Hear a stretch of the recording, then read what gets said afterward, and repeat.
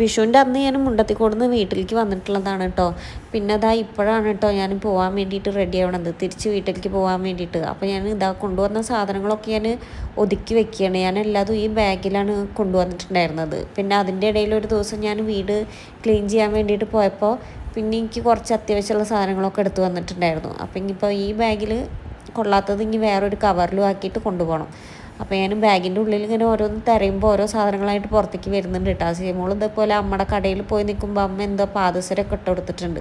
അപ്പോൾ അതേ ആ പാദസരം കിട്ടിയിട്ടുണ്ട്. ശരിക്കും കണ്ട സ്വർണം പോലല്ലേ, ഫാൻസിയുടെ പാദസരമാണ് കേട്ടോ അത്. സീമോൾ കാണിച്ചെങ്കിൽ ഇപ്പോൾ ഇങ്ങനത്തെ ഒരു സാധനം ഇടുന്നത് ഇഷ്ടമല്ല. മാലയും വളയും അങ്ങനെ വള ഇടുന്നുണ്ട്, പക്ഷേ മാല പാദസരം മാലയൊന്നും ഇട്ടാൽ തീരെ സമ്മതിക്കില്ല. പാദസരം ഇട്ട് കൊടുത്താലും അതെ, അവൾക്ക് അത് കുറച്ച് കഴിയുമ്പോഴേക്കും ഊരി വെക്കണം. മാലയൊക്കെ ഇടുമ്പോൾ അവൾക്ക് ചൂടാണോ എന്താണെന്ന് അറിയില്ല, അപ്പോൾ അത് ഇടാനേ സമ്മതിക്കില്ല കേട്ടോ. പിന്നെ ഇത് ആ ജ്വല്ലറി ബോക്സിൽ ഞാൻ കോയിൻസാണ് കേട്ടോ ഇട്ടുവച്ചിട്ടുള്ളത്. പിന്നെ സീമോളുടെ ഒരു മാലയും ഇതുപോലെ പാദസരം, ഒരു പാദസരം കിട്ടിയിട്ടുള്ളൂ. ഒരു പാദസരം ബാഗിൻ്റെ ഉള്ളിൽ തന്നെ ഉണ്ടാവും എന്ന് വിചാരിക്കുന്നു. അപ്പോൾ ആ സംഭവങ്ങളൊക്കെയാണ് ആ ജ്വല്ലറി ബോക്സിൽ ഇട്ടുവച്ചിട്ടുള്ളത് കേട്ടോ.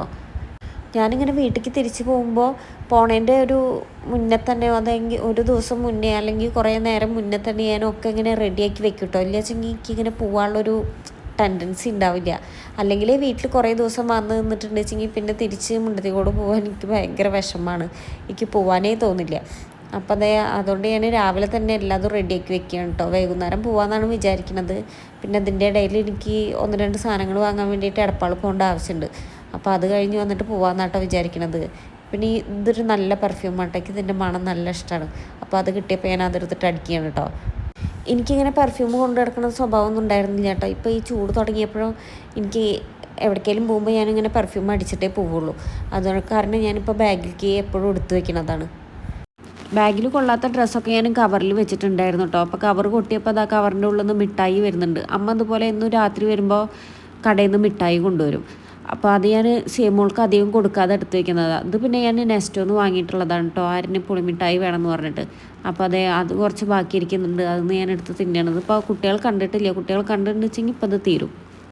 കൊണ്ടുപോകാനുള്ള ഒരുവിധം ഡ്രസ്സൊക്കെ അത് എടുത്ത് വെച്ചു കേട്ടോ. ഇനി കുറച്ച് ഡ്രസ്സ് ഞാൻ ഇവിടെ വെക്കുന്നുണ്ട്. ഇനി പോയാലും ഇതേപോലെ വീണ്ടും ഇങ്ങോട്ട് വരും, പിന്നെ അങ്ങോട്ട് പോകും, അങ്ങനെയൊക്കെയാണ്. അപ്പോൾ അത് കുറച്ച് ഡ്രസ്സ് ഞാൻ ഇവിടെ വെക്കുന്നുണ്ട് കേട്ടോ. അല്ലെങ്കിൽ ഞാൻ എപ്പോഴും ഇങ്ങനെ വലിച്ചു വാരി കൊണ്ടുവരണ്ടേ. എത്ര ഇവിടെ വെച്ച് പോയിട്ടുണ്ട് വെച്ചെങ്കിലും ഞാൻ വീണ്ടും വരുമ്പോൾ ഇതേപോലെ ഇത്രയും ഡ്രസ്സ് തന്നെ ആയിട്ട് വീണ്ടും വരും കേട്ടോ. അതൊരു ശീലമായി മാറിയിട്ടുണ്ട് എനിക്ക്. അങ്ങനെ ഡ്രസ്സൊക്കെ എടുത്ത് വയ്ക്കൽ കഴിഞ്ഞിട്ട് ഞാനൊന്ന് റൂമിൽ നിന്ന് പുറത്തിറങ്ങി വന്നപ്പോഴേക്കും സീമോൾ ആകെ പാമ്പേഴ്സൊക്കെ വലിച്ച് വാരിയിട്ട് അതിൻ്റെ ഉള്ളിലാണ് കേട്ടോ കിടക്കണത്. കണ്ണ് തെറ്റിയതാ പരിപാടി.